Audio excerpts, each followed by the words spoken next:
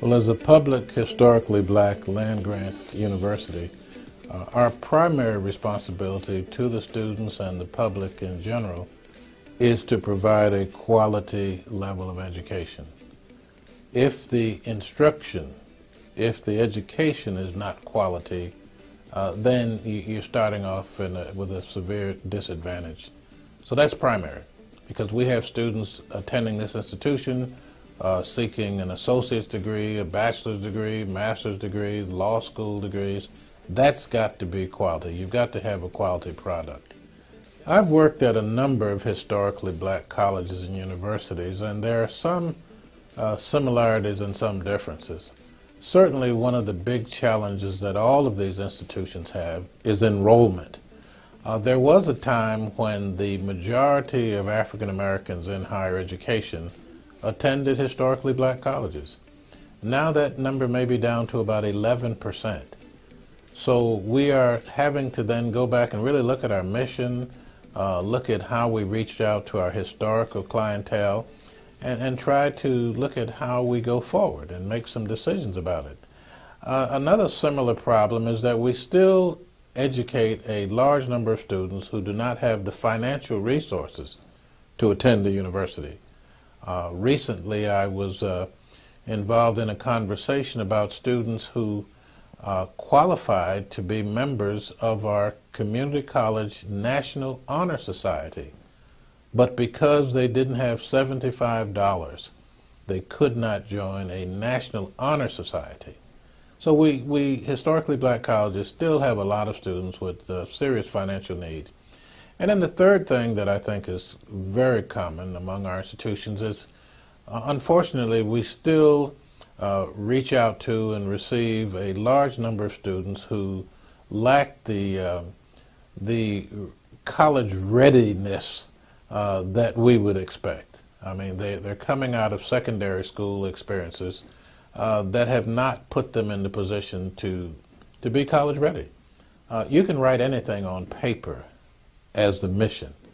The real challenge is, how do you operationalize that? And what has to happen is that the entire university community must buy into that. They must understand what we're saying our role is, and then in every nook and cranny at the university, that has to be enforced, reinforced. Whether you're in an academic setting, a social setting, on the athletic field, everyone has to buy into that strategic mission. Otherwise, it just becomes a statement that's in a document that means very little. Well, we have adopted a statement here at the University of the District of Columbia that says, where lives are changed. And it's not a statement we just pulled out of the air, but it's based on actual testimony. We have students who have said to us that, you know, my life changed when I came to the University of the District of Columbia. I didn't know where I was going, didn't even know why I was here.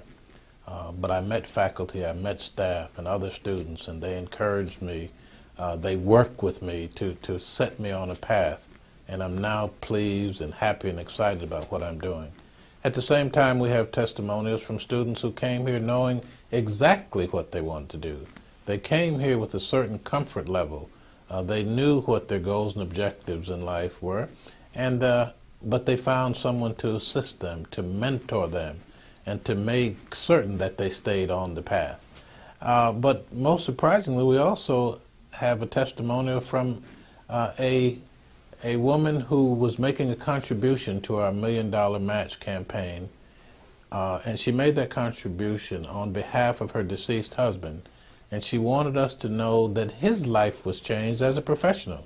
He had a very successful career, but he wanted to teach at the University of the District of Columbia. He wanted to be a part of the UDC family, and he came here to work and stayed here a number of years. And she talked to me about how his life was changed after joining the faculty here at the university.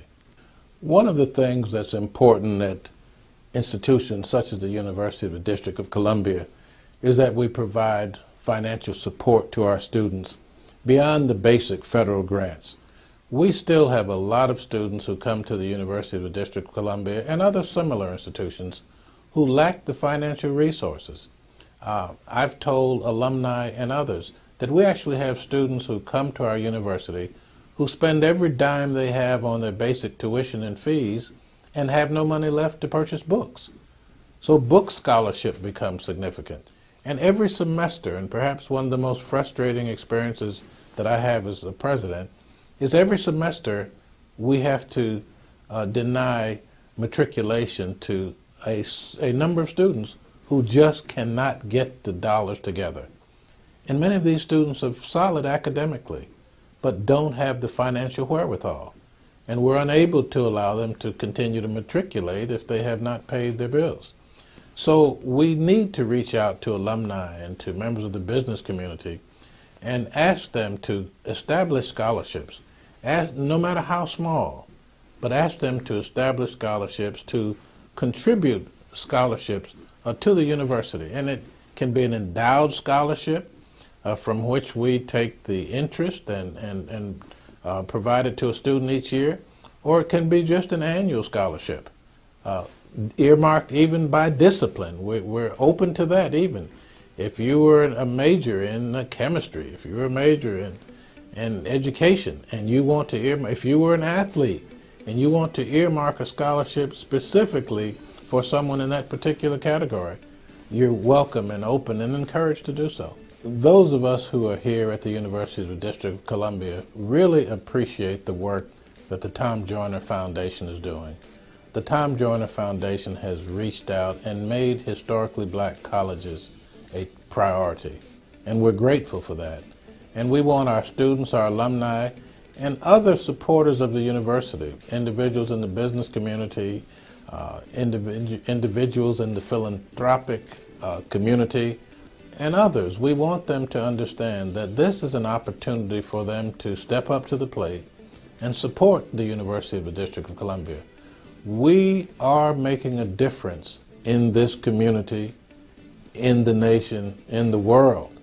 And we're preparing graduates not just to stay in the district, but to travel around the world, to move around the world. So it's an investment. And we say, make the investment in the University of the District of Columbia through the Tom Joyner Foundation, and it will reap dividends for years to come.